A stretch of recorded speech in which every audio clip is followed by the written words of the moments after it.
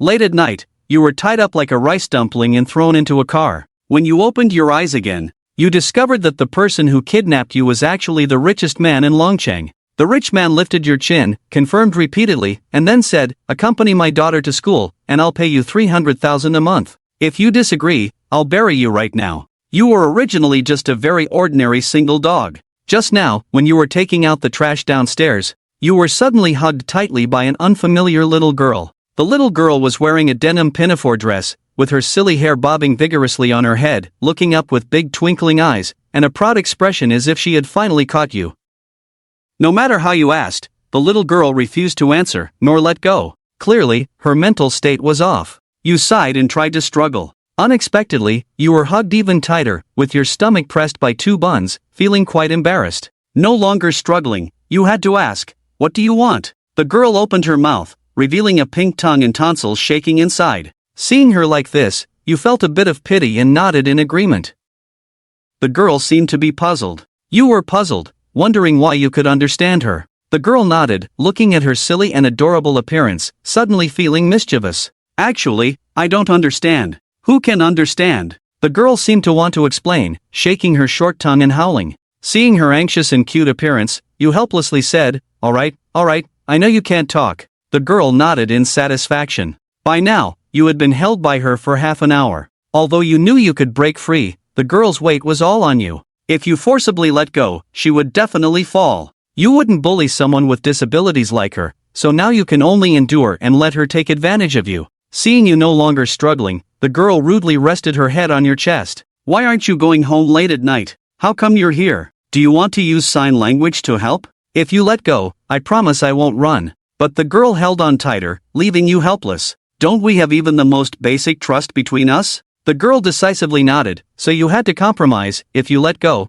I'll take you home." The girl shook her head frantically and asked, "What are you going to do? You're not a pervert, are you?" With a puzzled look. A pervert means a lewd and abnormal woman. She felt greatly insulted and argued frantically. "All right, you're not. Just guessing and feeling confused, achieving nothing." Half an hour has passed, you are exhausted, the little girl won't let go. Bored, you twirl her hair absent-mindedly, finally coming up with a solution. "You said you're not a nymphomaniac." The girl blinked, "Then why did you grab me in the middle of the night?" She seemed to be trying to explain. "You don't understand the current situation, I can't explain it, but I have an idea." Clearly, she is interested. Seeing this, you coax gently. As the saying goes, eyes are the windows to the soul. To prove you're not a nymphomaniac, you need to stare into my eyes, showing me your sense of justice. The sense of justice seems to have struck a chord in this girl's heart. She repeats it, nodding with a serious tone, her eyes suddenly brightening, staring at you intently. 10 seconds, 20 seconds,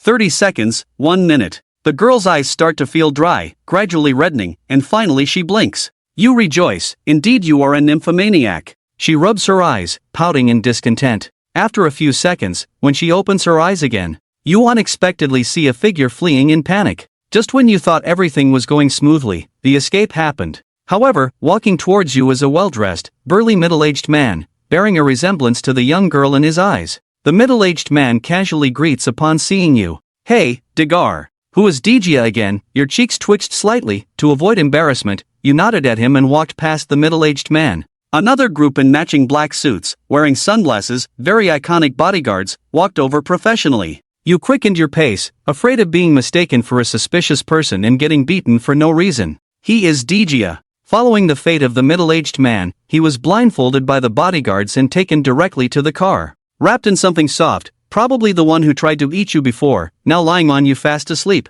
You feel your front completely soaked with saliva, your hands and feet tied to the chair, unable to move. By now, you have been taken to a villa. The head bodyguard untied your hands and feet, and removed the blindfold from your eyes. A hot-looking woman walked towards you, greeted you warmly as she approached, looking very welcoming. You observed the girl next to you again, and you were sure that the girl's development followed her mother's. The girl rubbed her eyes, blinked, then found her way to sit beside you and hugged you across your body. The middle-aged man who had you tied up just now politely gestured for you to sit down, handed you 2 disposable cups, and indicated that Dijia would drink water. "My name is Li Chen. You're already at your wit's end," reluctantly taking the teacup. "Can you tell me? Why do you all call me Dijia?" The young woman sat to your right, holding the girl's hand, gently caressing as she spoke. "Child, Do you still remember what happened 12 years ago? Back then, you were still in an orphanage. How could you forget? It's been the source of your nightmares for over a decade. 12 years ago, you, at 8 years old, lived in an orphanage named Rose.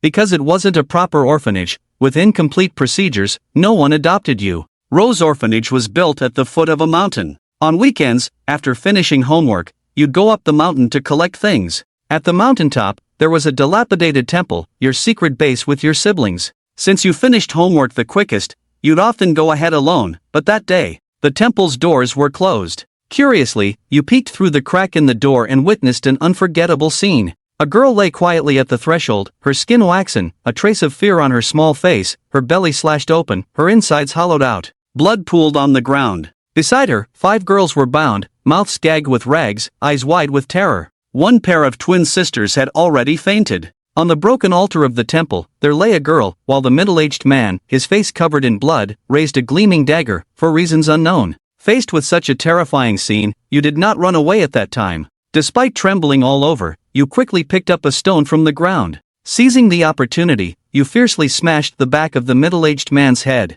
Then you shouted inside, "Don't be afraid, Ultraman is here." That stone, weighing only 3 or 4 caddies, somehow hit the right spot, causing the middle-aged man to faint and collapse. You quickly picked up the dagger and untied all the surviving girls. You directed them to go down the mountain together. Upon reaching the foot of the mountain, you coincidentally encountered a rescue police car, while you quietly slipped back to the welfare home. However, this incident caused you a lot of psychological trauma. Whenever it is mentioned, you tremble all over, shout loudly, and even dare not go to school. But later on, many good things happened. The welfare home moved to a better place, and you found your own family. Now thinking back, most likely it was the parents of those rescued children who did it out of gratitude. At the thought of this, you subconsciously rubbed the head of the girl in your arms. This little sister should be one of them back then. The young woman holding her daughter's hand, tears glistening in her eyes. We all don't know how to thank you. Even as a middle-aged man, thinking back makes my eyes sting. You were only 8 years old at that time, and you saved 6 lives.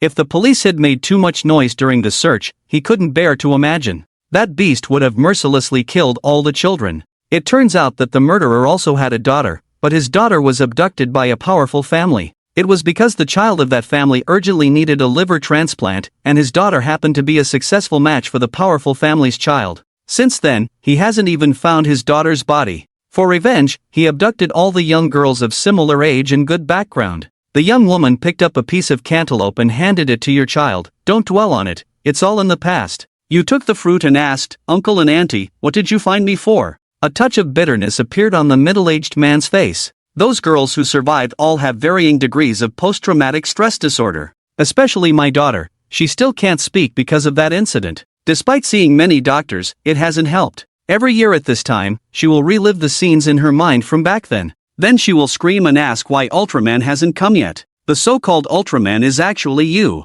So usually at this time, we use AR or similar technology to virtually create an 8-year-old you to comfort her. But her time seems to loop back to when she was 8. Later, we followed the advice of experts, using your recent image for production, but there hasn't been much improvement. He actually knew the difference between virtual and reality a long time ago, so he has been insisting on finding you. After speaking, the middle-aged man stood up and bowed deeply to you. As a father, I beg you to help my daughter. You are carrying a sleeping tree kangaroo and cannot get up to help. Uncle, don't say that, I should help. Tears welled up uncontrollably in his eyes. He gratefully held your hand, wiped away his tears, and said to his wife, "Darling, you go ahead and give Momo a bath." The young woman sobbed as she took out a 3D mask from the sofa crevice, put it on, and gently patted her daughter's shoulder. Momo went to take a bath. The girl rubbed her eyes, looked up at the long-haired you and the original you, then reached out to pinch your face. She kissed you, smiled smugly, as if saying, "You think you can fool me too?"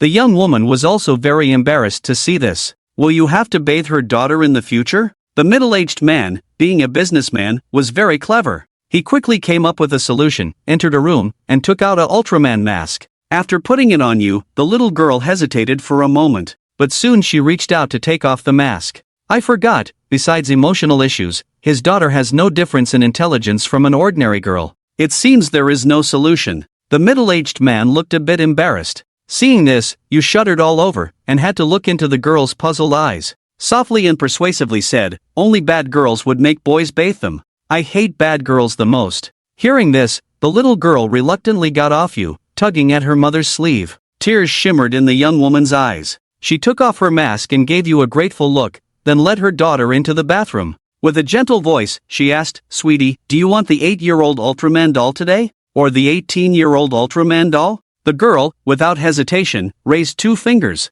The young woman affectionately rubbed her daughter's head. "You're so greedy, little Momo. Girls shouldn't be that greedy." She turned her head to look at you, her chest heaving. She looked very proud. "You know it's the same person, how clever of you to see this." Your mouth twitched, but you still agreed with Ruya. "You're smart," he said, finally smiling sweetly. At the same time, you also reaffirmed your determination to cure the girl. Otherwise, waking up in the middle of the night, you would remember a corner of the city, where not only your mask was hidden, but also a doll made in your likeness. It's too frightening. So you cut to the chase. "Uncle, how should I cooperate with your daughter's treatment?" The middle-aged man tapped his chin. "The doctor suggested that you should have more contact with him. Coincidentally, I have an empty building near your school, if you are willing. You can stay with my daughter for a while first to try it out. As for the compensation, you name your price." You scratched your face and casually mentioned a figure, let's say a monthly salary of 3,000. Wen Yen looked at the middle-aged man with disdain.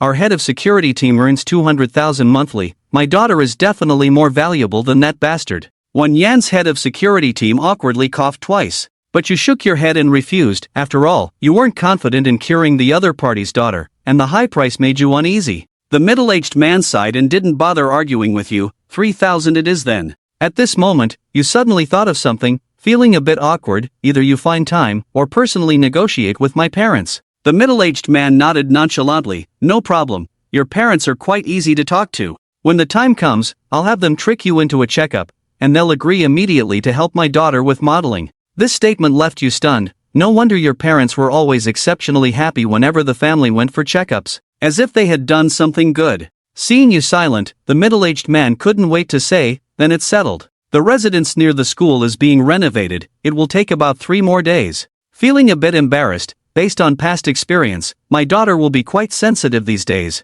Can I ask you to take care of her first and preferably stay here at night?" Hearing the man's aggressive words, you thought you misheard. "So, what do you mean?" The man was a bit unhappy. "My daughter is so lovely, you wouldn't lose out by sleeping with her." You awkwardly rubbed your face. "Sleeping together is too much. Let's think of another solution." The man, with no expression, "As my daughter's father, I feel terrible, like I've eaten shit." He took a deep drag of his cigarette, blowing out a large smoke ring. But as he looked at you, it seemed like he was reminiscing about a certain time, involuntarily putting on a mask of pain. "Shaoli, do you know what it's like to comfort your daughter to sleep while wearing someone else's mask? It's been 12 years, a full 12 years, and I don't even know how I've made it through these 12 years. You covered your face, although very embarrassed, but you were really laughing so hard your face almost cramped. The middle-aged man adjusted his posture, crossing his arms. "It's getting late, let's talk business. The current situation is, she has a certain level of acceptance towards women, but with men other than you, she experiences physical discomfort. The key is whether her sexual orientation is normal. If we can't cure her, then we'll have to rely on her marrying you. I only have this daughter and this family business. In the future, it will be handed over to a professional manager. The assets will go to both of you. If you two can get married, I guarantee you'll have a worry-free life." You swallowed your saliva. "And I only ask for 3,000 a month. Do I still have to include this condition?" The man nodded. "I didn't force you to just ask for 3,000. Otherwise, why do you think I offered you 300,000 a month?" The man's anger was rising rapidly. Even if he has to spend money, he can still get his most precious treasure. This young man actually hesitated. The more the man thought, the angrier he became. "My daughter may not speak, but she is adorable. You clearly know you haven't done anything, but it seems quite excessive." You quickly explain, "You don't need to be so angry. I think it's unnecessary. I'm just helping out." "You're talking nonsense. You just look down on my daughter, thinking he can't speak." You had to quickly comfort the uncle. "I actually quite like girls with innocent personalities. But Momo, he is a bit too naive. And to decide on the rest of their lives at the first meeting, it's too hasty. It's unfair to your daughter. He will regret it one day." The man incredulously pointed at himself. "Do you think I'm so irresponsible that I would just give my daughter away to anyone?" Then, crossing his arms, he earnestly said, "Do you think I haven't investigated? I know everything about your life from childhood to now, your height, weight, medical reports. For my daughter's happiness, I even know your measurements, and even consulted 3 fortune tellers from different fields, all of whom approved. Why do you think I haphazardly decided on my daughter's future? I take it very seriously. And at this moment, you were already exhausted, probably because of the drinks earlier, feeling a bit tipsy. With these factors combined, you couldn't think straight. The man has been insisting since earlier, saying you despise your own daughter. Your brain's CPU seems to have overheated. Well, I was wrong. Why don't you change your tune?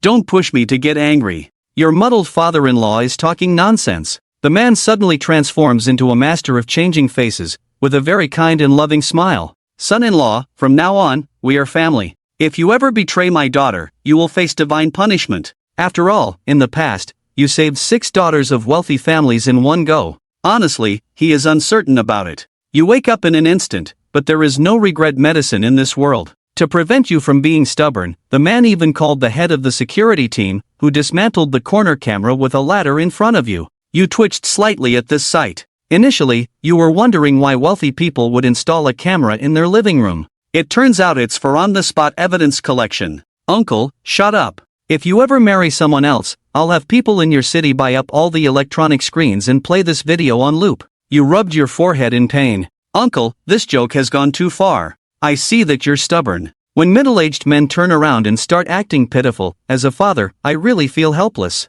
What if my daughter isn't cured? I need some assurance. You don't care about money, and I really have no choice. Honestly, the way he clings to you now, as a concerned father, I can't help but worry that you'll use my daughter and discard her. Of course, if my daughter initiates physical contact, I won't blame you. But when it comes to the final step, even if he initiates it, you must refuse. Do you understand? You nodded hesitantly. Actually, I wouldn't do such a thing. You're overthinking it. He vigorously shook his head, saying, yes, I didn't say I don't trust you. At this moment, the bathroom door opened. The little girl had changed into pajamas, blow-dried her hair, and tied it up in a bun for convenience. Her face was especially rosy due to the steam, and she hurried over to you. You looked at the woman behind the girl with confusion. The woman awkwardly explained that she asked you to take a bath. You tested your saliva. The woman was extremely embarrassed at this point, saying, I couldn't stop him. He insisted on sleeping with you. The girl crossed her arms, resembling her father's posture. She nodded earnestly, saying, he just said you might sneak away. Afraid that you might sneak away this time too. You were curious, Auntie, how did you understand? He earnestly said, as long as there is love, one can understand. One day you will understand too. Can I refuse? The girl shook her pink and white hands, very anxious. The young woman blushed so much that it was about to drip blood. He said no. He said he had wanted a baby for a long time. The girl nodded, very seriously raising a finger. The young woman covered her head, helplessly said, I should have known not to let you read those romantic novels. At this moment, the middle-aged man, with a face as dark as charcoal, wondered what his daughter had said. The young woman explained tearlessly, ever since I knew you were going to catch Digimon for Momo, as a mother, I had to give my daughter some advice. In order to prepare Momo a little, I showed her many romance novels. She probably remembered the plots and even came up with a rule. Women with children always win in the end.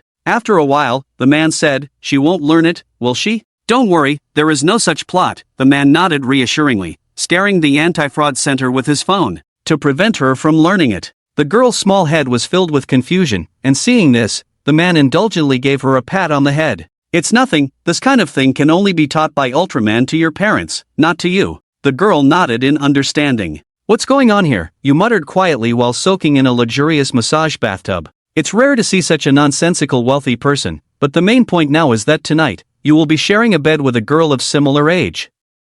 You messed up your wet hair. That's my sister, my dear little sister, a family member like a mother. You've created 20 sets of psychological suggestions for yourself, but you're at the age of vigor and vitality, and you occasionally get agitated, like now with alcohol. You recited a set of Diamond Sutra to regain your composure. As soon as you stepped out of the bathroom, the young woman brought a glass of milk, seemingly encouraging you. Your face blushed, you coughed a few times, and earnestly assured the aunt, I will treat little sister Momo just like my own sister. The young woman looked at the middle-aged man, hands on hips, raised her eyebrows. Didn't you say you've already succeeded? Are you silly, asking if you've succeeded when I told you that you have? Don't ask directly. The young woman gave you a meaningful look, realizing that you were just shy. With a nervous, shy, embarrassed, and hesitant heart, you were finally led by the young woman into a room full of girlish vibes. Momo's room is neatly arranged, exuding a warm feeling, even though there are no dolls as imagined. But at the door, you saw a pillow made in your likeness.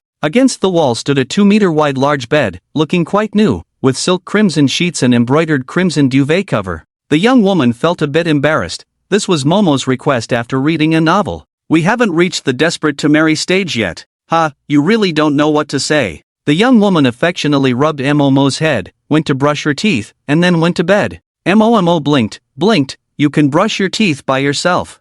Men hate it the most when girls can't take care of themselves. The young woman found a way, and Momo quickly ran to the bathroom and the bedroom to brush her teeth. Close the door for Momo. She waved to talk to you privately. Shaoli is embarrassed for you. Your uncle loves to joke around, don't mind him. It's fine. If my uncle wasn't so humorous, I would be even more embarrassed. But the current situation is awkward enough. The young woman sighed. If there was a way, we wouldn't be in this situation. Momo is already 20 years old, as your uncle said, trapped in his own world at the best age. It's too sad. If we weren't at the end of our rope, we wouldn't have done this absurd thing. It's serious, auntie. It's all an accident, and Momo is so lovely. I will treat her like my own sister. He nodded, looking very sincere into your eyes. I think you already have a general understanding of Momo's current situation. He may have some issues, but he has a good temperament. My words may not be very convincing, but please get to know him. If it doesn't work out, we won't force it. Momo is the treasure of my heart, so please try not to hurt him. The bathroom door opened at this moment, and quietly, wearing fluffy slippers, stepped out of the bathroom with small, hesitant steps. After wiping the toothpaste foam from the corner of her mouth, she turned and ran back into the bathroom. The young woman's smile was very warm. She's really a silly girl. Come on, quietly walked out of the bathroom, looking like she wanted to explain something to you. She said she usually brushes her teeth alone, she just forgot to wipe her mouth in a hurry to see you. Are you really impressive for giving a thumbs up? Quietly touched her head awkwardly. The young woman promptly translated, he said it's not that great. Well, I should go to sleep too. You all should rest early. Momo, who was impatient long ago, immediately pushed the young woman out of the room and closed the door with a kick. She looked at you in surprise, revealing her 2 tiger teeth, and hugged your waist. You stared at the large, soft bed. It's already 3 o'clock, you really can't hold on, feeling drowsy. You unconsciously patted her blanket and advised to go to sleep.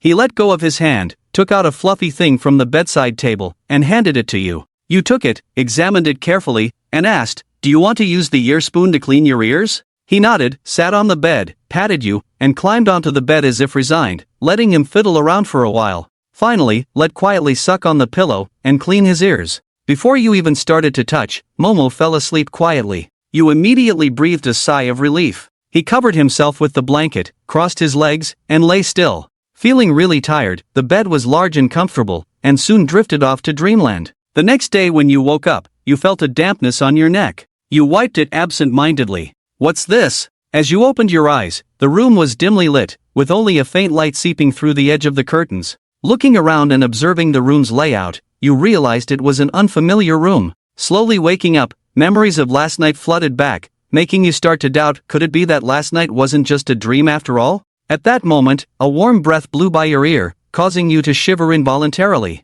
Your whole body stiffened as you slowly turned your face, facing the girl's innocent sleeping face. Your hand was now under Momo's neck, completely numb. Momo also reciprocated, placing her smooth jade-like hand on you, with her little hand on your chest. Occasionally, she would restlessly scratch. Thus, the nightgown was completely ineffective, and the bare-patterned underwear was fully exposed to your eyes. Sleeping on the same bed with an unrelated person of the opposite sex, you had never experienced the mental implications of last night since childhood. Prompting yourself, in your mind, she was like a sister, a family member like your mother. Finally, the automatic playback managed to suppress the chaos within. You helped her put down the nightgown that had been lifted to her belly, covered her with the blanket, and Momo was also waking up. As she stirred, her mouth moved slightly. Seems like you're hungry, opening your mouth and biting down on your earlobe. Another shiver, as the incantation automatically replays in your mind. Reflecting on how effective yesterday's psychological suggestion was, you turn your head and return to the damp ear. Even in a dream, Momo is relentless, sucking on your neck. Your psychological defenses are completely shattered, triggering intermittent vibration mode. In a matter of seconds. Smack! Chiemo released his mouth with satisfaction and continued to sleep soundly with a satisfied expression. It turned out that there was saliva on his neck. His face was ashen. Walking alone after drinking late at night, sure enough, something would happen. The sunshading effect of the curtains was too good. The room was still dark. He stretched his neck and looked at the rabbit alarm clock on the bedside table, showing the time now as 11 in the morning. This bed is quite comfortable. Should he sleep a little longer? Zzzzzzz. Just like that. Not knowing how much time had passed, the door was gently pushed open. The room instantly brightened a few degrees. Mo, it's time to get up. Li Chen opened his eyes. The first thing he wanted to do was roll off the bed, but he thought that would be too deliberate, so he felt it was better to pretend to sleep. Chiemo was also full of sleep, rubbed his eyes, saw the person coming in with a lovely smile, and closed his eyes, reaching out to Chi's mother at the door. Chiemo waited for a while before opening his eyes, looking very dissatisfied. But he saw his mother pointing in her direction. Chiemo's little face showed confusion, suddenly realizing something, and turned her head. She met Li Chen's extremely embarrassed gaze. She frowned, rubbed her eyes again, reached out and pinched his chin, as if trying to remove a mask. Finally, she remembered that this was the real deal she had brought back. A look of surprise appeared on her face. Without much thought, Chiemo turned over and hugged Li Chen, rubbing against his chest. Li Chen's cheek twitched slightly. Auntie, she's not wearing a bra. In the washroom, looking in the mirror at the strawberry planted on his neck, he buttoned up the top button of his shirt. Sigh. How did he end up in the room in a daze last night? He reviewed it. It was probably because he was too tired, had a little to drink, and was emotionally fragile after being stimulated by Chinyu. Finally, he was emotionally attacked by Uncle Chi and Aunt Chi. Fortunately, he slept late and nothing happened. Shaoli, it's time for dinner. Coming. Li Chen walked out of the washroom with heavy steps. Sitting at the dining table, it was already 1 in the afternoon. Inviting him to sit down, Chi's mother sat opposite and casually served Li Chen, making him very embarrassed. Eat more. Thank you, Auntie. Chiemo used chopsticks to pick up a piece of pork belly for her and sweetly smiled. Li Chen also smiled. He already understood Chiemo's dependence on him. As for Uncle and Aunt's request for Li Chen to take care of her, he didn't plan to shirk responsibility, so he picked up the public chopsticks and served her food. Chi's mother rested her chin on her hand and smiled at Li Chen. Her smile was extremely gentle, her maternal radiance even more dazzling than the sun outside, completely dispelling Li Chen's discomfort. Did Uncle go to work? No, he went to your house for dinner, and we'll go to your house later. Ahem. Li Chen picked up his water glass and took a sip. His face suddenly turned red. Auntie, can you not tell my parents about what happened between me and Chiemo last night? Chi's mother nodded. Sure, I didn't expect you to be so big and still afraid of your parents. How cute. Li Chen. Is that something to be afraid of? The table was filled with home-cooked dishes, but they only looked like it. After tasting a few bites, he understood that the ingredients and cooking methods were not at all ordinary. Even though Li Chen was feeling uneasy, his appetite was not affected. After eating 2 bowls, he felt embarrassed to ask for more rice. Chi's mother let it go. Seeing Li Chen being stubborn, she just smiled, not forcing him. There would be plenty of time in the future. Chiemo was still eating, and the two of them chatted about everyday things at the dining table. Chiemo, who had been neglected, suddenly found her gentle mother a bit annoying, occasionally glancing at Li Chen. Li Chen also noticed Chiemo's gaze, thinking she couldn't reach the dishes, and asked, "What do you want to eat?" She pointed to the shrimp on the table, stuck out her tender tongue, licked her lips. Li Chen put down his chopsticks, wiped his hands with a towel, skillfully peeled the shrimp for her, placed it in the vinegar dish in front of her. While working a job that pays 3,000 a month, he continued to chat with Chimu's mother. Auntie, I was a bit confused yesterday, so I stupidly went into Chimu's sister's room. It was really inappropriate.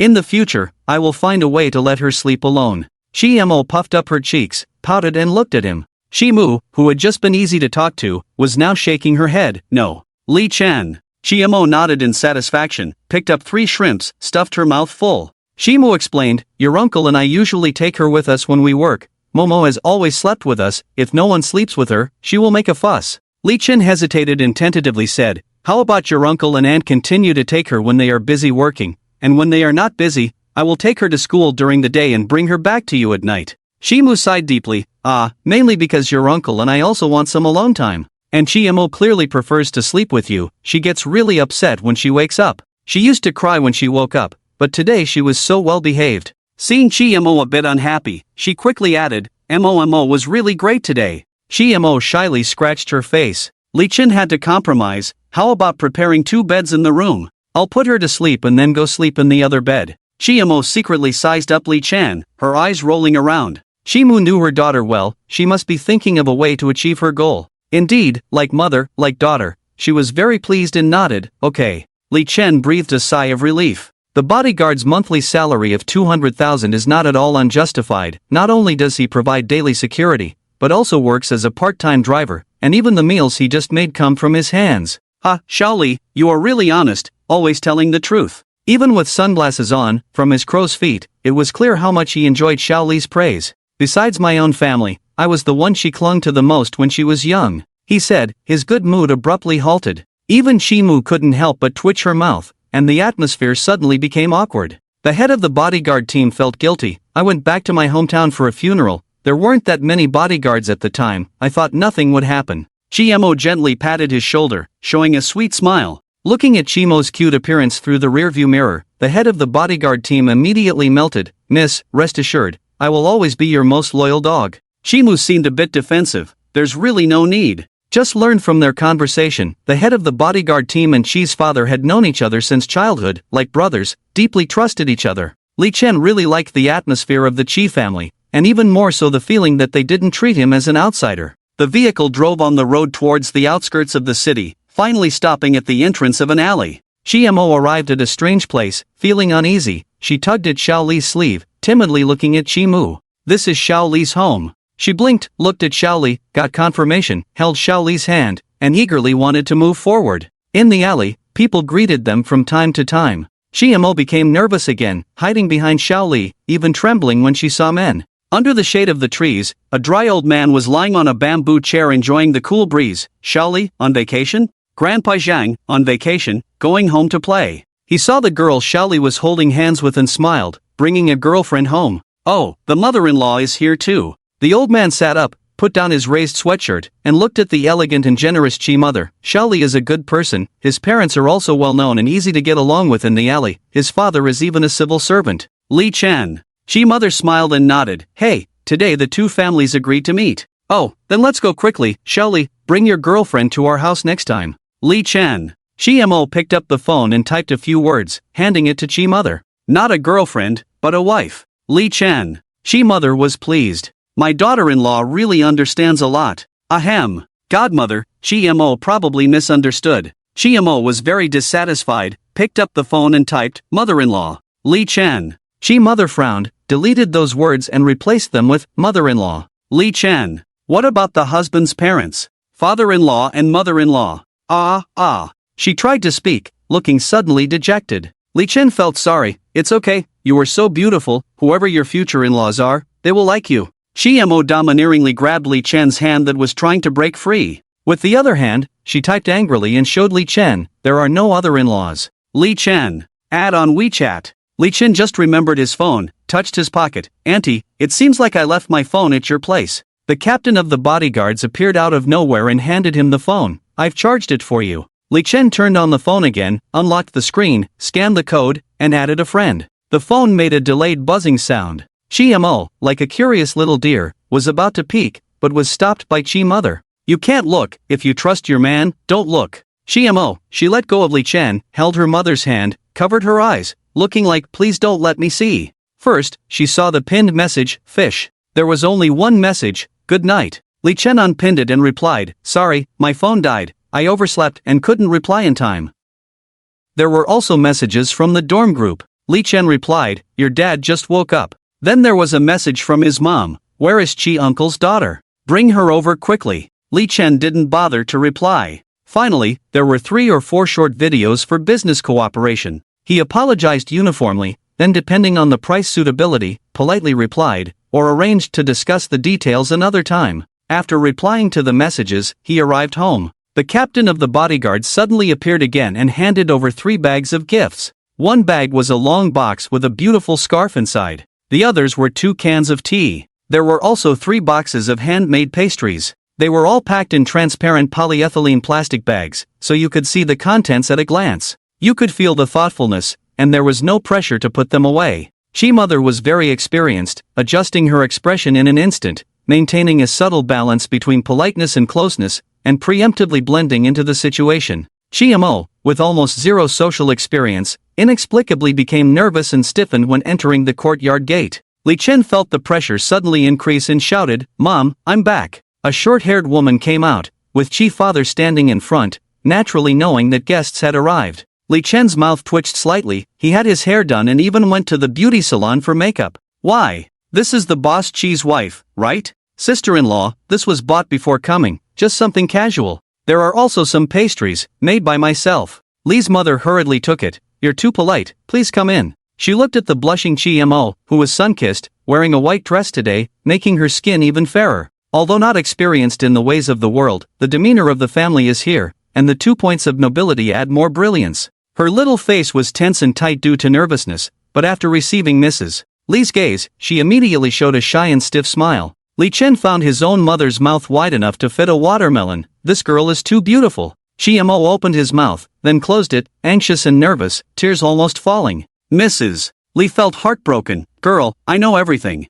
Come in, I heard it, you should call me aunt, right?" Feeling the tenderness like a mother, she stopped her tears. But she shook her head firmly and took out her phone to type a few words. "Mother-in-law, Li Chen. Jiang-won. Mrs. Li. Go in first," Li Chen reminded. In the living room, Chi Wanli and Laoli were blowing a fan, watching anti-Japanese drama, and eating watermelon. Laoli quickly got up to greet them. Tea, peanuts, melon seeds, pistachios, fruits, and pears were all served. "Where is the younger sister?" "She's in class, making up for the National Day holiday at school." "That's tough." Mrs. Li waved her hand. "Look how hot it is for this girl. Son, go to the room and turn on the air conditioner to cool down." Li Chen was also happy to relax. Chi-mo stood up, bowed, and followed Li Chen into the room, closed the door. Mrs. Li walked over, opened the door slightly. "Why close it so tightly?" Li Chen. "This is the difference in social experience." Laoli handed over a paper cup. "Younger sister, our two families already know each other.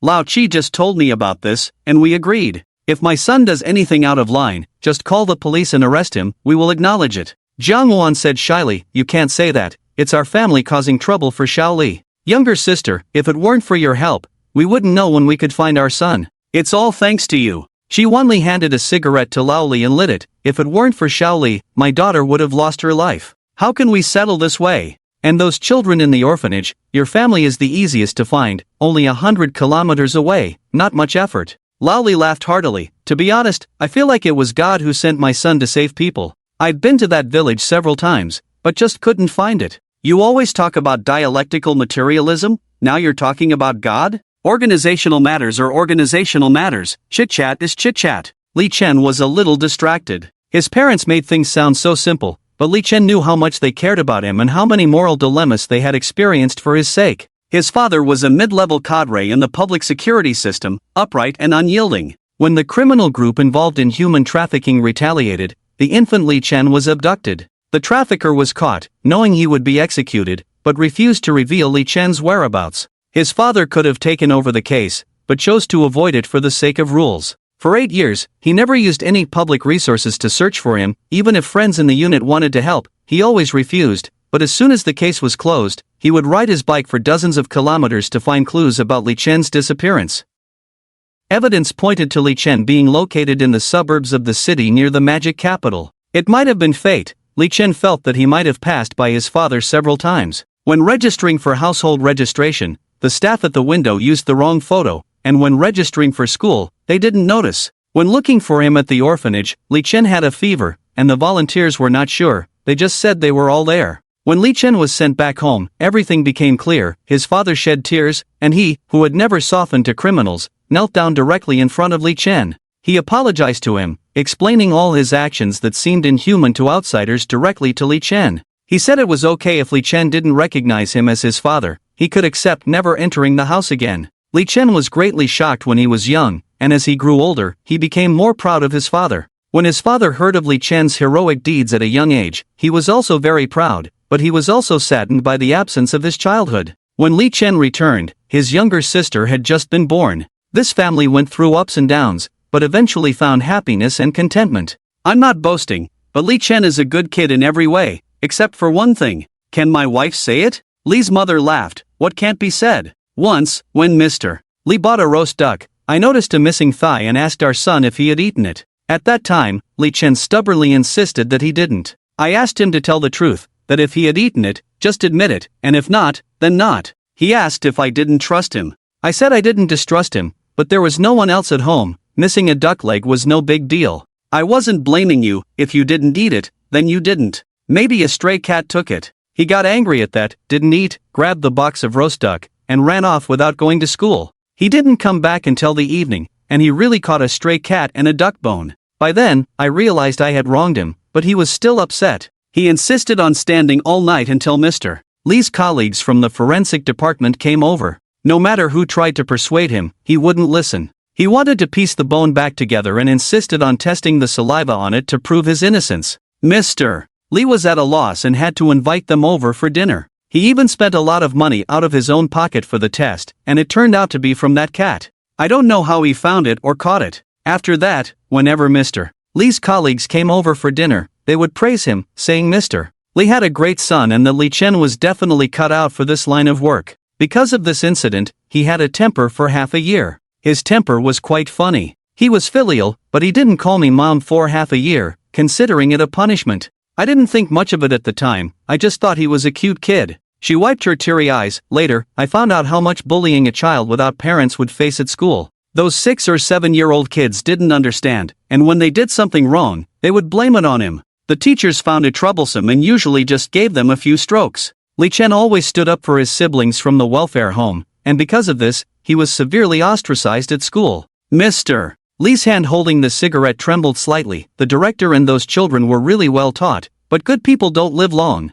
Shi Wanli was also surprised, not knowing about this, and quickly said, "Big brother and sister-in-law, rest assured, we will not let Li Chen suffer." Lee's mother quickly waved her hand. "That's not what we meant. After all, this girl. The situation is a bit special. I quite like her, but it's hard to say about the future." Jiang Wan smiled. "We feel sorry for Li Chen. It's not easy for him to find a partner like this, so we want to give you peace of mind. We are willing, but it's a bit unfair to Li Chen, my daughter. We are not the kind of people who care about these things, as long as both sides are happy." Jiang Wan took small bites of watermelon and suddenly remembered something. "Oh no, I was so busy that I forgot to ask, does Shali have a girlfriend?" Shi Wanli was caught off guard and rubbed his forehead hard. "I really forgot to ask." Li Chen's parents also looked puzzled. Li's mother scratched her face, suddenly remembered something. "He doesn't let us ask about these things, but maybe he does?" A few days ago, when he was video chatting with his grandmother, I vaguely heard him say he was almost in a relationship.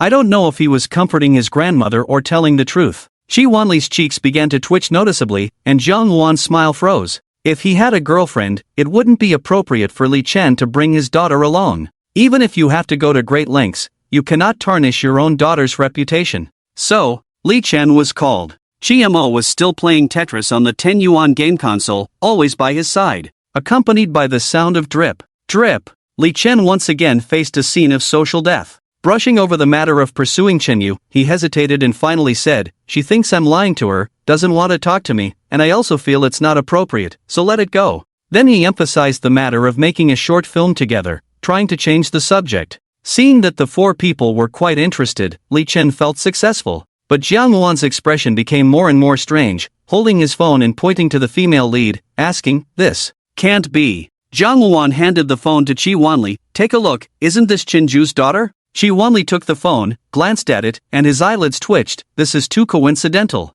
Jiang Wan opened the phone's album. "I remember last year when we went on a picnic, we took photos together." She scrolled through the screen, her expression becoming increasingly strange. Li Chen hesitated. "What's wrong?" Shi Wanli looked at him. "How many girls did you save when you were 8 years old?" "No way. Can it be that coincidental?" Old Li also understood. "It's one of the 5 families among you?" "Yes," Shi Wanli nodded. "Chen Kong, remember? We had a gathering that year, and you got along well with her." Old Li couldn't hold back anymore. "Now he's my direct supervisor. He has visited our unit several times this year and invited me for drinks a few times. I remember when we were drunk, we talked about children's matters, and he mentioned his daughter several times. I was originally a bit puzzled. His daughter is the one my son saved, how could I not know?" Li's mother tugged at his sleeve, then looked at Li Chen with a look of disdain. "Li Chen?" In Chi Wanli's fierce eyes, a cold light flashed. His business mind started to work, seriously considering whether to backstab and report his lifestyle issues.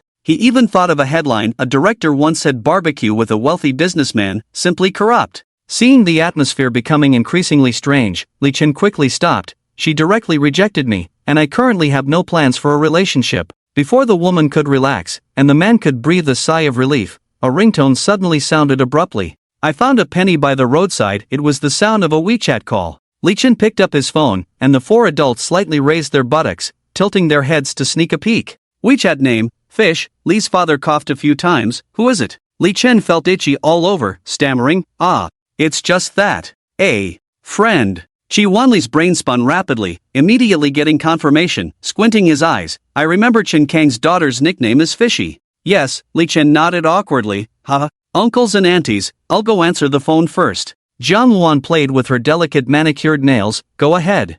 Mo felt that she could never be the graceful woman her mother described, put down the game console, and looked at Li Chen with a pair of watery eyes full of sorrow. In an instant, he understood this look. Although I really want to know, but it's okay if you don't tell me. I will live on bravely with tears in my eyes. Li Chen stood up from the sofa with difficulty. Son, go ahead. To reassure everyone, Li Chen casually answered the call as if nothing had happened, walking away from the inexplicable battlefield in what could be called an elegant manner. But the WeChat call was on speakerphone from the beginning. A sweet and aggrieved voice sounded, with a hint of crying. Xiaohua, I'm sorry. Li Chen. Everyone. Last night, Yuan stayed overnight at Chen Yu's house. The two slept soundly. She couldn't wait for Li Chen's reply, tossed and turned, and didn't sleep all night. When she woke up, she cancelled her scheduled trip to the brokerage firm. After a night of thinking and discovering the smear campaign on the forum, she finally realized that she had misunderstood Li Chen. In the end, Yuan couldn't bear it and told her about the handwritten script and Li Chen's other plans,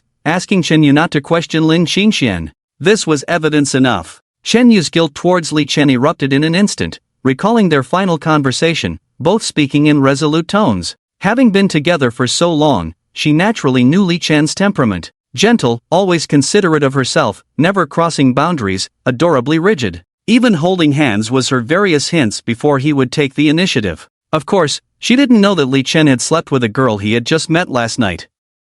But what Chen Yu knew was that Li Chen still had demands. He pursued an intimate relationship on a spiritual level, or a glance could read each other's feelings, accidental eye contact, understanding each other's intentions, and he had said it countless times, and Chen Yu had heard and forgotten, only to remember at the end: trust. Chen Yu was horrified to realize that she might have lost the boy who used to look at her with eyes full of love. Until she received a polite yet distant reply: sorry, my phone died, I slept in and couldn't reply in time. This shattered her last trace of hope, tears streaming down her face, shocking her family and Yuan. She began to send Li Chen messages of apology continuously, even with a tone of unprecedented humility and pleading. The him who used to reply instantly at all times and put himself in the most important position, now had no interest in even opening the chat window. All messages showed as unread. In fact, Li Chen was playing games with Mo at the time, with his phone casually placed under the pillow, not hearing it. When he went out, he put it in his pocket without looking at it. So, she made a WeChat call.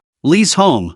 Mo picked up his phone and sent a WeChat message to his strategist and mother. Can Mo not go and listen? He will hate Mo, right? But Mo feels itchy in his heart, so uncomfortable. Jiang Luan glanced up and replied, baby, what was said just now was for your man to hear, not for you. It's part of the plan. Mom, what do you mean? I don't understand. It means you need to collect information while trying not to be discovered by the target. Little Fire will definitely find out. But Mom, I really want to cry. I feel like Little Fire is going to leave me. Love is like war. Now that your city gates are on fire, it's too late for me to teach you. Forget about being discovered. When you're about to lose your man, look at your phone if you can. Listen to calls if you can. Hurry up and act. Li Chen's parents stared in shock at the mother and daughter's typing speed that rivaled a keyboard. Shi Wanli remained calm and composed, but his gaze never left Li Chen, taking a sip of tea and saying, the weather is really nice. Yes, it is. Can you forgive me? Chen Yu's voice trembled with tears.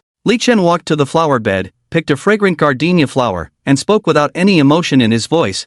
I forgive you. Chen Yu felt even more uneasy. Will we be like before? Li Chen thought for a moment and said, we will still be friends. With the temperature rising to 30 degrees, Chen Yu felt her hands and feet getting colder, her voice trembling even more. I want to see you now. Can we meet and talk? I'm at home. There are guests at home now. He turned around and saw Mo. She was wearing a white dress, only a step away from Li Chen, leaning to eavesdrop. After being discovered by him, Chimo looked flustered and lost her balance. Li Chen quickly supported her. Be careful. Chen, you didn't understand, huh? Sorry, I didn't talk to you just now. The tone was neither distant nor intimate, but Chen Yu felt increasingly flustered. Are you free tomorrow? Let me make an appointment with you. I don't know if I'll be free tomorrow. Li Chen released his hand from Chimo's waist and asked, Did Jiwan say anything to you? No. Was there someone with you just now? Who was it? Chen Yu changed the subject, not wanting Li Chen to think she believed in his innocence only because Yiwan reminded her. Before this, she had already figured it out. Being vague was to avoid making Li Chen resentful.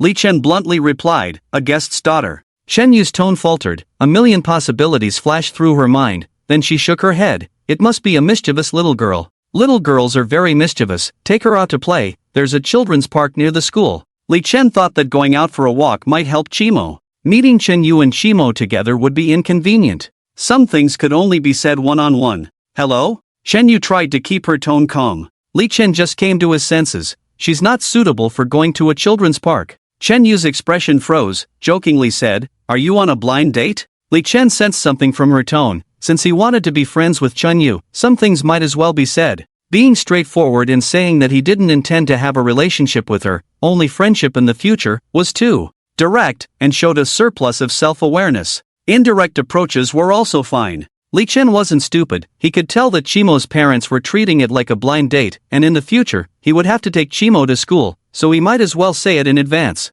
It's similar to a blind date, her family hired me to be a nanny for their daughter, I'll introduce her to you later. Shan Yu. What do you mean? They want me to accompany her to school. You agreed? Li Chen thought for a moment and said, Yes, I agreed. There are some reasons. It's like doing a good deed. Doing a good deed shouldn't involve yourself. Chen Yu was anxious. Is it because I hurt you that you casually found someone to marry into their family? You can't treat yourself so casually. No, the situation is more complicated. It involves my friend's privacy. I agreed to take care of her, nothing more. Li Chen now knew that Chen Yu, like Chimo, was a girl he had saved, so he added, You might know her too. Chen Yu urgently said, I'll come to your place now, send me the address. It's really not convenient, Chen Yu, if you don't trust me, there's nothing I can do. Hearing this, Chen Yu's tears were about to fall again. She forced herself, I'm sorry, I lost control. In the future, introduce her to me. I'll hang up first. Seeing her daughter hang up the phone and cry again, Mrs.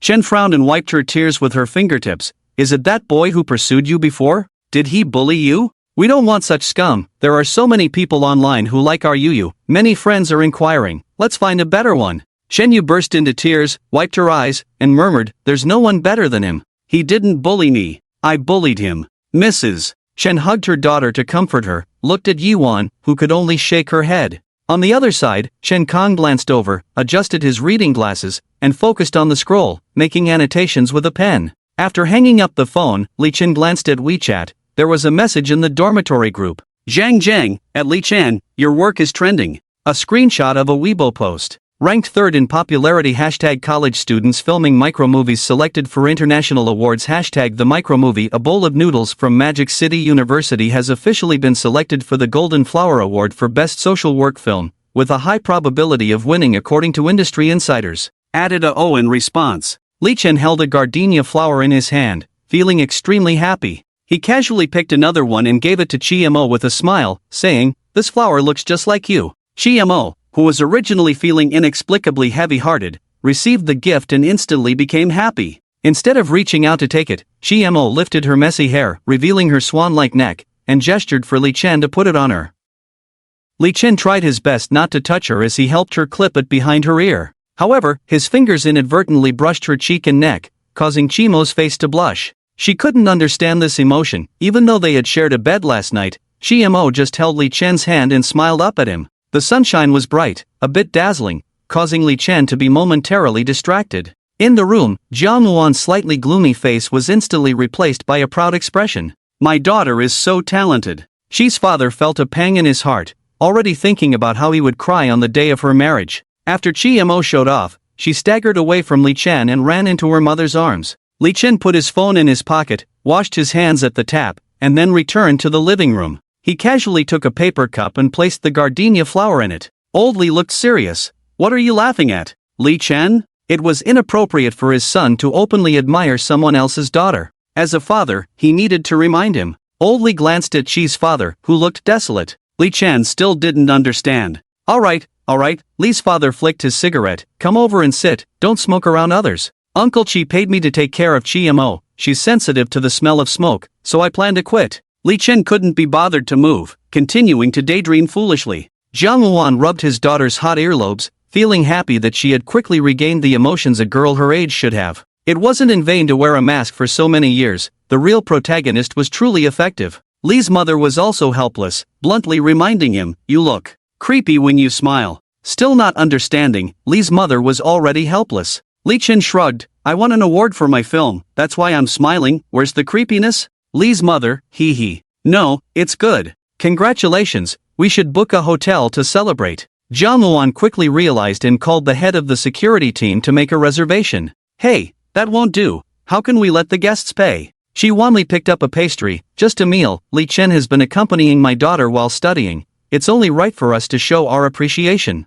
Jiang Luan secretly searched and was slightly surprised. It's a legitimate international award, impressive. Chi-mo looked up and nestled into Jiang Luan's arms, looking at the news on her phone. Wow. She was extremely happy, looking at Li Chen. Li Chen chuckled shyly, scratching his head. Thanks to my classmates' help, I just played a key leadership role. You really don't know how to be modest, Li's mother said, unable to stop smiling. Old Li also leaned in next to Chi Wanli to read the news on Weibo. Li Chen suddenly remembered something, frowned, and muttered, damn, I miscalculated. He thought that the social news about plagiarizing the script would be used for publicity, but the film itself was of such high quality that it won an award. Surely, someone would start investigating, and when Lin Qingxian realized this, he would try to cover up the loopholes. Li Chen is not naive enough to think that registering a copyright will solve all his problems. Son, why do the director and screenwriter listed here have different names?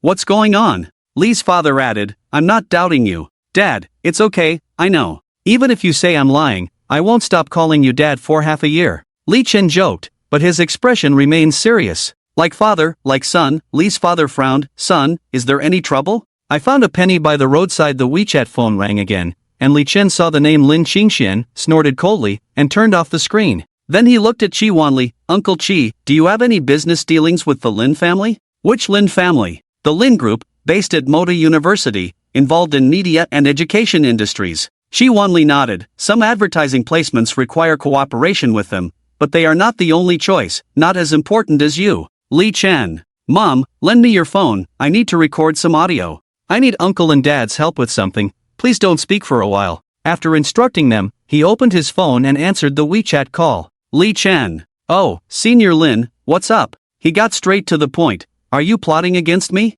Li Chen coldly replied, I dare not. Where would I dare to plot against Senior Lin? Still pretending, why did you register the copyright of my script? Senior Lin, I have the mind map, outline, storyboard, and manuscript in my hands. How can you say I registered the copyright of your script? This is shameless theft. Oh, my fingerprints are the only ones on the computer. There is a record of operations, and my handwriting is on the manuscript. You can report me. Twisting the facts, where are you now? If you have this attitude, we have nothing to talk about. Let the school expel me. With fame, I'm not afraid of not making money. We agreed to sell the script to me. Senior Lin, that's ridiculous. You broke the agreement first, and you never mentioned this before. I haven't received a penny, and even if I sell it, the authorship should be mine. Feigning surprise, hasn't $1 million been transferred? Li Chen took a sharp breath. $1 million? After a moment of silence, the voice on the other end said, I just checked, there was an abnormality in the transfer. Let's sign a new contract. Where are you now? I just arrived at my hometown, in the mountain valley. Senior Lin, give me an address, I'll rush back now, I can be there by tomorrow afternoon. Give me the address, I'll send a car to pick you up. In the mountains using a donkey cart. My uncle is driving a donkey, my phone is running out of battery, I'll shut it down first. I'll call you as soon as I reach a place with a car. The call ended, the phone was turned off. Li's mother said seriously, son, we don't need this money, what's ours is ours, we'd rather not take the money than be bullied. Li's father smiled and supported his forehead, silly wife, your son is plotting against others, he's not after the money. Li Chen stopped recording. Damn, how come these capitalist bastards are so scheming, not even a slip of the tongue on the phone. Chi Wanli's smile froze. Jiang Luan's eyes sparkled. Unexpectedly, this prospective son-in-law was so capable, showing the demeanor of a young husband, even more mature than the old Chi at the same age. Mo looked warily at his mother, wriggled out of her arms, and moved closer to Li Chen. Li Chen hurriedly explained, "Uncle Chi is not that kind of heartless capitalist. The Lin family is too despicable." She wanly nodded in satisfaction, then asked, "Why do you want to deal with the Lin group?" Zhang Luan asked in confusion, "Isn't it about dealing with Senior Lin? What does it have to do with the Lin group?" Shi Wanli shrugged his shoulders, "If it's just dealing with classmates, the evidence Shaoli has is enough. They wouldn't have asked me if I had cooperated with the Lin group. If I didn't mention Shaoli's important position in our family, this matter wouldn't have been of any help, right?" Li's mother knew her son was smart, but she didn't expect him to be so scheming. She thought he was always well behaved, but it turned out he was just playing with her. However, she was naturally happy that her son had grown up, but getting involved in such a matter made her worry. With her husband usually at work, she was already anxious enough. Sigh. There was no way around it. "Mom, do you remember when a female classmate jumped off a building when I was in school?" Li's mother recalled and nodded, saying, "That girl, I heard she had a conflict with her family." "It wasn't a conflict, I checked later. She was a top student at Moda University, raped and then jumped off the building." Li Chen's face was as cold as water, continuing, "Her family conditions were good, both parents working, one son and one daughter, living a good life. This senior sister had good looks and wanted to enter the entertainment industry or become a host after graduation. Lin Qingxian, under the guise of introduction, actually raped her. The senior sister went to the police, Lin Qingxian was arrested, and the Lin family retaliated against her parents. The senior sister had no choice but to compromise." Li's mother widened her eyes, slamming the coffee table. "How can such a public case be dropped?" Shi Wanli sneered, "The Lin Group has been deeply rooted in the media industry for many years. They help some ambitious officials gain power, making it too easy. To be honest, when you reach a certain level in business, if you don't get involved, you will soon reach your limit. I also benefited from Shaoli and met people who helped me get to where I am today." Li Chen didn't ask what benefits Chi's father had gained, and continued, "After compromising, it was a bottomless pit. She was dragged step by step into the abyss by Lin Qingxian, and in the end, she was gang raped several times by some school management. Unable to bear the humiliation, she jumped off the building to end her life. Even afraid of implicating her parents, she didn't dare to leave a suicide note. Afterwards, her father took the family away from Modu. Her mother couldn't accept it, had a mental breakdown and was hospitalized in a mental institution. Before this, there were countless girls who had been manipulated by Lin Qingxian. Most of them were silenced with money, and no one dared to report it." Li's father's brows furrowed tighter and tighter, his anger reaching its peak. "Why didn't you say this earlier?" Mo opened his arms and stood in front of Li Chen. She was so scared that she was trembling, almost unable to stand. Even if she closed her eyes, she would be willing to move away. Li's anger dissipated. "Niece, I'm not angry with you." Zhang Luan hugged her daughter and sat down, comforting her softly. Li Chen stared directly at his father's sharp gaze, not backing down. "My sister won't have the same luck as me. She's already 12 years old and can remember things. If she's taken away, Dad must know what treatment she will receive." Li's father's originally resolute expression instantly dissipated. He stood up slightly stooped, opened the window, turned his back to everyone, lit a cigarette leaning against the windowsill, and wiped his rough, dark face with his palm. "Son, I was confused by anger just now. Continue." Li Chen looked at his father's back, sighed deeply, and continued, "After the incident with the senior sister, Lin Qingxian calmed down a lot. Instead of directly paying people off or using the school's resources to blackmail, as you just heard in the conversation, this person is very cautious in his actions. Even the parties involved couldn't keep solid evidence, let alone me, so I had to use the dumbest method. I disguised myself, contacted the 14 victimized girls, and arranged to report the case together." Chi's father frowned. "Are you sure they will go? With so many people, it's likely that the news has already leaked." Li Chen nodded. "I was too angry at that time, didn't think too much. He received the news at the first time, and a girl made some money by exchanging this information. He threatened one by one, and then directly destroyed them all. After that, I spent a year identifying those who did not give up the opportunity for revenge. Afraid of raising suspicions, I could only beat around the bush. With the precedent of the girl who jumped off the building, and the fact that the parties involved were unwilling to mention it, the situation was not very ideal. I could only confront them at the last moment, with only a 50% chance, to prevent the Lin family from using their influence at the first time. Dad, think of a way to make the Lin group accept an investigation, or spread rumors about investigating them. This way, it can at least increase the chances by 20%. Old Li sat back on the sofa. Go on. I have direct evidence of a schoolgirl being gang raped by the school management, but she is dead and has been through this once. The girl's family will probably not cooperate. But as long as we can nail Lin Qingxian, that's another matter. Now, due to the movie incident, the reputation of Moda University is well known. Once this matter comes out, those officials who have been idling in their positions at the school won't be able to escape, and the Lin family's connections in the school are intricate, they will definitely be severely affected. Father Qi frowned. I don't think the chances are as high as you say. Li Chen looked at his father. I remember that there is an event in various government agencies in a week. He repeated the plan that had been rolling in his mind for 800 laps. Okay.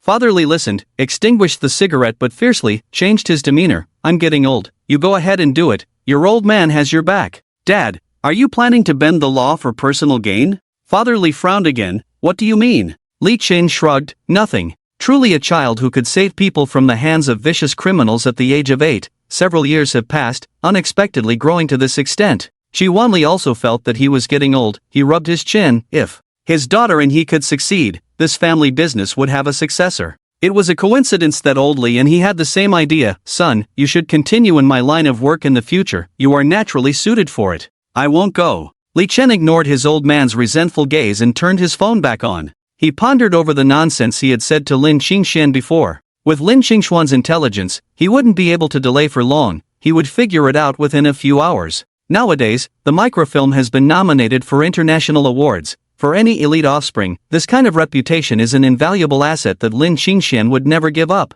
But the specific means that elite offspring would use is a question. This touched on Li Chen's blind spot of knowledge. So he directly discussed his concerns with several experienced elders. His parents looked puzzled as a matter of course. But Mother Qi was confident. I read about elite families on Jihu every day. I know. It's nothing more than kidnapping family members, or threatening your girlfriend. But rest assured, at the most critical moment, the male protagonist will always step forward. Having rented books at the bookstall for years and finished all of Qiongyao's works, Mother Li naturally became interested. Are those novels good? Mother Qi nodded repeatedly. They are good, very good. I read them every day. GMO, she took out her phone, showing the WeChat QR code to Mother Li, looking like she was recommending it. Li Chen. Old Li. Ji Wanli covered his forehead. I'm embarrassed. Kidnapping should not happen. After all, it only involves Lin Qingxuan's personal interests. This younger generation has very limited resources to mobilize within the family. If they are smart enough, they won't do such things. Nowadays, it's rare to see idiots threatening people with kidnapping. Family members might have a slight possibility, but girlfriends are completely nonsense. Jiang Luan looked at her husband with an unfriendly expression, and Ji Wanli rolled his eyes. Li Chen felt relieved. Then it's just a matter of coercion and temptation. It's just about making it impossible for you to work in this industry, promising you benefits you can't get, and using deception. Li Chen breathed a sigh of relief. It doesn't matter, just hang in there. In just a few words, the emotions of the other three people on the other side progressed rapidly. Momo is such a good girl, so obedient and affectionate. He. Chimo scratched his head shyly. Jiang Luan. Ji Wanli. If it weren't for Chimo's social anxiety reaching a certain point, the old couple would never have brought Li Chen into their home. They had no choice but to confirm that Li Chen was more reliable before daring to bring him back to Chimo. They didn't expect Chimo to be so fond of Li Chen, categorizing anything related to him as good. Sister, it's still early now, shall we go shopping? Jiang Luan invited Li's mother. It's too hot. What if the girl gets heatstroke? Li's mother was already enchanted by the lovely Momo. Just find a mall nearby, the cold air will come soon, buy some autumn clothes. Li's mother hesitated a bit, she wanted to go, but their family's spending level. Jiang Luan probably guessed Li's mother's thoughts. I see there's a Incite nearby, let's go there. Ji Wanli had work to do, and old Li had to brush up on the D-courses on the app, keeping up with the times. Li Chen's short video was on hiatus, so he had nothing to do, but he was still full of resistance. I don't want to go. Chimo shook her head. She had been there once, but as soon as she saw the crowd, she couldn't help but feel afraid. It would be more fun to stay by Li Chen's side. She hadn't shared her insights about Ayataman with Li Chen yet, and there were many treasures in his room waiting for her to explore. The boxes under the bed, the compartments in the wardrobe, and the locked drawers on the desk were all tempting to her. Jiang Luan sighed dejectedly. It's been many years since I went shopping with my daughter. Li Chen was a bit hesitant, looking at Chimo. Shall we go together? Chimo blinked, not understanding why Li Chen had changed his mind, but she nodded anyway. With Xiaohua present, it was safe outside. She was somewhat annoyed. Why was Xiaohua such a nice name chosen by someone else? It made her feel a bit itchy inside. In the car, Lee's mother felt a bit uneasy. Sitting on the genuine leather seats of the Maybach's business 7-seater, as the wife of a public official, she felt uneasy, as if she had already become corrupt. Jiang Wan tactfully chatted with her about family matters, asking about Li Chen's past stories, how Li Chen's sister was doing in her studies, whether Li Chen's sister would like Chi-mo, and Li's mother soon relaxed. In the back seat, Chi-mo sent Li Chen next to her expressions on WeChat. /grimace/heart/dog/rabbit. She was having fun. Li Chen wasn't very happy. It had been a long time since he watched anime. He just wanted to catch up, because he knew he might end up in jail in the future. Asking Li's father if he would abuse his power was just a casual remark. The real things to do couldn't be said out loud. He looked at the silly Chi-mo and felt a sense of responsibility. Mo, not everyone outside is bad. Chi-mo looked at Li Chen in confusion. What nonsense was he talking about? Surely everyone outside was bad. Li Chen couldn't further explain to Chi-mo, feeling helpless. Concepts weren't easy to change, otherwise, Chi's parents wouldn't be at a loss. Would you be happy to go shopping with me? Chi-mo smiled broadly and nodded, yes. What do you like? I'll take you to play. Chi-mo pointed at Li Chen with her finger. Ha! He pretended to be dumbfounded. Do you like buying clothes? Chi-mo pouted and picked up his phone to type, I like you. Do you like mom and dad? I like them, but I like you the most. Why do you like mom and dad? Because they are good to me. I am not as good to you as your mom and dad, you should like them the most. Chi-mo's face was full of confusion as he looked at Li Chen, who was naturally bewildered. Chi-mo's understanding of emotions is not quite normal, and her attachment to him is also abnormal. Therefore, Li Chen plans to fix some bugs and guide her to treat attachment as familial love, preferably friendship, so that their relationship will be easier.